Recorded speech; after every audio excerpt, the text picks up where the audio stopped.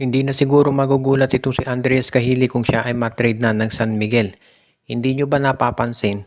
Nagbago yung rotation ng SMB ngayon at mas nabibigyan ng playing time si JM Calma kaysa sa kanya. At ayon dito sa mga lumalabas na mga balita, baka daw itong si Andres Kahilig at itong si Chris Miller ay trade ng San Miguel dito sa Blackwater para makuha nila itong si Cedric Barefield. Dahil parang doon sa point guard position na lang talaga medyo nakukulangan itong si Coach Leo Austria. Kung hindi naman daw makuha itong si Cedric Barefield, baka ang i-acquire naman ng San Miguel itong si Christian David.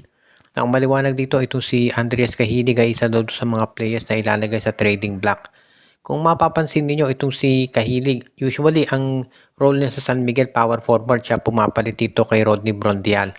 Pero ngayon ang nagiging palitan na ng tao sa San Miguel, itong si Tautuba ang pumapalit dito kay Brondial sa power forward, pagkatapos itong si JM Calma naman ang pumapasok at pumapalit kay Junmar Fajardo.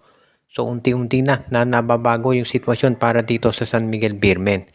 Kaya nga sa tingin ko magiging isa na sa hindi ikagugulat ng marami kung matrade talaga itong si Andreas Kahilig. Dahil syempre kung ikaw naman ang SMB, gusto mong siguraduhin talaga na magkakaroon ka ng mas magandang lineup. Mas maganda actually si Kalma at itong si Tautumo, mas matangkad yan kay Kahilig, kaya hindi na rin ako nagugulat na yan ang ginagamit ng SMB. At sa totoo lang maganda nilalaro ni JM Kalma, kaya siya nabibigyan ng playing time para dito sa San Miguel.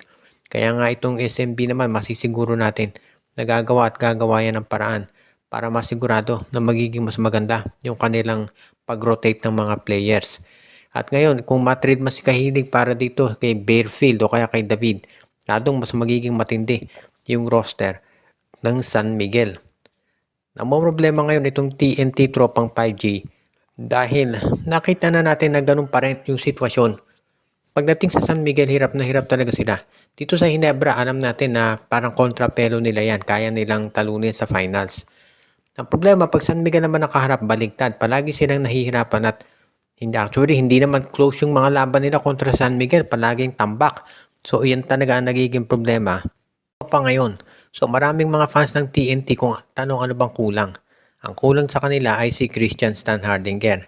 Iyan talaga yung player na kinakailangan nila dahil kahit sino pa yung mga big men ng TNT, si Roser, si Williams, si Eram, si Galinato, hindi niyan kayang bantayan si Junmar Fajardo.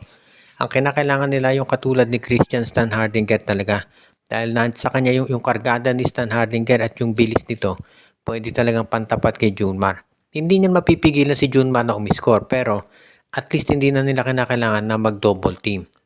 Ang problema nga lang syempre, yung rights ni Christian Stan Hardinger nasa Terra Firma na farm team ng SMC, kaya hindi nila makuha.